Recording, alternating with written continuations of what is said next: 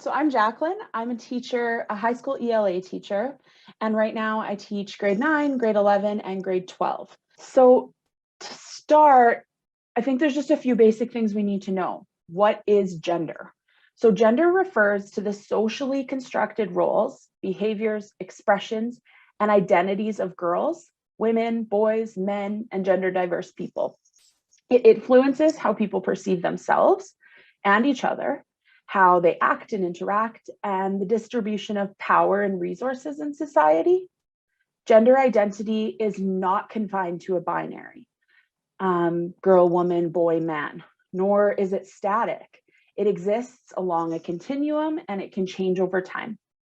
There's a considerable diversity in how individuals and groups understand, experience, and express gender through the roles they take on and the expectations placed on them. Relations with others in the complex ways that gender is institutionalized in society. So as you can see with the gender unicorn, we see that we have gender identity, gender expression, the sex assigned at birth, who you're physically attracted to, and who you're emotionally attracted to. And this is all part of that continuum and spectrum of what it means, what gender is, and how we all kind of fit somewhere along the spectrum.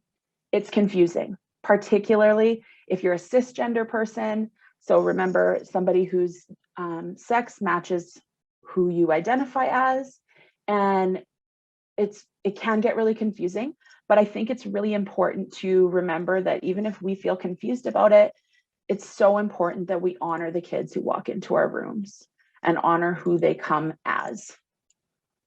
One of the things I heard come up was this idea of our multiple identities. We are more than just our gender. There are more things that impact the way we engage in the world. So when discussing gender equality, it isn't enough to say that we want men and women to be equal. We all have different identities that also impact that experience, and all of our identities are intersectional with one another. So the first thing that you can do as an educator is examine your own gender biases and those of your students.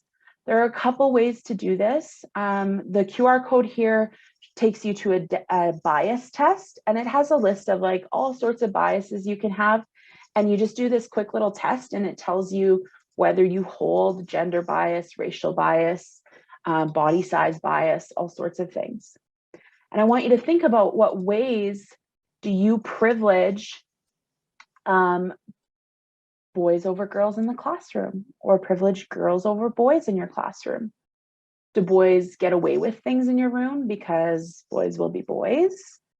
Are you more actively engaged in the education of your female students because you believe they are more actively engaged in their education? These are all really important things to think about. And this is an implicit bias, right? We don't even realize we have this necessarily. That's why I love the idea of the bias test. So you can kind of see where that falls. So the second thing you can do is remember that gender is non-binary. We all fall somewhere on this spectrum. Male and female are not dichotomous. If we actively engage in the world through this lens, you will begin to notice how your biases affect the way you teach. When we stop seeing our students as part of one group or one other group, we can engage in who they truly are. And I'm here talking to you about this, but this does not mean that I am perfect in my classroom at not having gender bias. I do, and I recognize it and I make a change. So we have to think about how our gender, and this comes to race too, but how our gender bias impacts the way we engage. And we need to think about gender being non-binary. We must address intersectionality.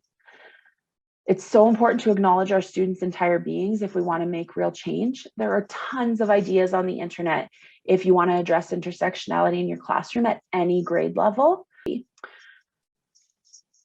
And this one to me is probably the most important and the most accessible way of really impacting our students, is thinking about texts as voices that are windows. So who could use this as an opportunity to see through to the identity of others, And mirrors, who could this be a reflection of?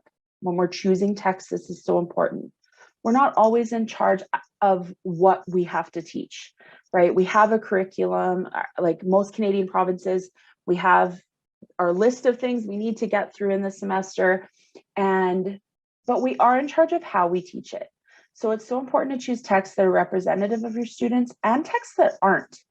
Think about what the texts are saying to the students in the room. What are they saying about white people? What are they saying about Black people, Indigenous people? And I actually just confronted this recently.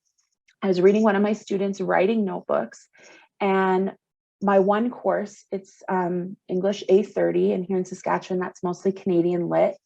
And I focus heavily on Indigenous content in my Canadian Lit course. And I had one student write in their notebooks, why are all the stories about Indigenous people sad? Why can't there just be normal Indigenous stories?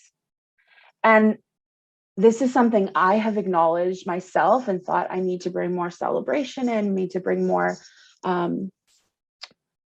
of the good pieces, right? But they're right. When we're looking for texts, there's a ton of great, beautiful stories about resilience and overcoming. But we need to be showing kids, well, Indigenous people are actually just real people out in the world, and they have good lives and celebrate and wonderful things going on too, right? So when you're choosing resources to use in the classroom, think about what are the educational materials or curriculum free from gender stereotypes. So if you're picking a book, are you, I guess, motivating some of those stereotypical beliefs by reading that text with your students? Do the educational materials show females and males in equal measure? And do they treat everyone with respect and potential? And here I would add too, do they address gender as something on a continuum rather than a binary? And do the materials reflect the needs and life experiences of both males and females while promoting peace and equality regardless of identity or background? I think about this a lot in teaching ELA because often I'll hear people say, oh, well, boys don't really like that book. That's more of a book for girls. It has a female protagonist. And I just think to myself, like, of all the books I've read that had male protagonists, and I was just fine reading them, right? And we don't often think about it that way, but it's so important to think about the way that gender is presented in those texts. And by doing these and by thinking about how you're choosing these resources, it's going to make you more aware of how you're handling gender in your classroom. So next time you pick up a textbook or a novel or a picture book, think about, what is this text saying about gender? And is it what I want to teach my kids about gender? So now it's your turn. As you leave this presentation, there are a few things I want you to reflect on. I want you to think about what it means to be a feminist in the classroom. How are you going to bring your feminist beliefs, because all of you are here, you all have feminist beliefs. How are you going to bring those into the classroom in a meaningful way? What could your classrooms look like if we changed this narrative? Okay, if we started to bring in diverse voices, and if we said, we're not just going to read a bunch of old white men. Okay, how could you change the narrative? How can you leave here and grow your commitment to equality? What does it look like after you leave here and go to work tomorrow morning?